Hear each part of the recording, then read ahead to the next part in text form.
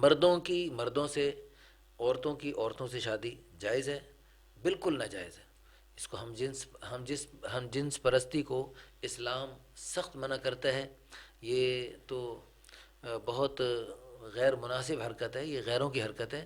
اسلام میں اس کی بالکل قطعاً اجازت نہیں، اور بلکہ اسلام نے تو یہ کہا کہ کوئی مرد کسی دوسرے مرد کے ساتھ، بلکہ یعنی دو بھائی ہیں جی، 10 برس کی عمر کے بعد ان کے بستر الگ کرنے کا حکم ہے۔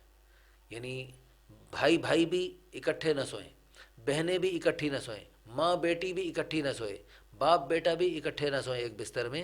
10 برس کی عمر کے بعد بستر ان کے الگ الگ ہونے چاہیے۔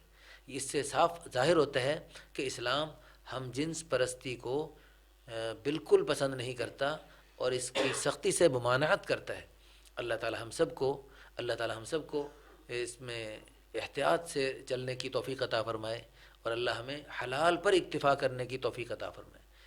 یعنی شہوت کو پوری کرنے کے لیے صرف اللہ نے مرد عورت کو بنایا ہے آپس میں، اور اس میں وہ ایک ضرورت پوری کی جا سکتی ہے باقی، اور وہ بھی حلال طریقے سے نکاح کے بعد۔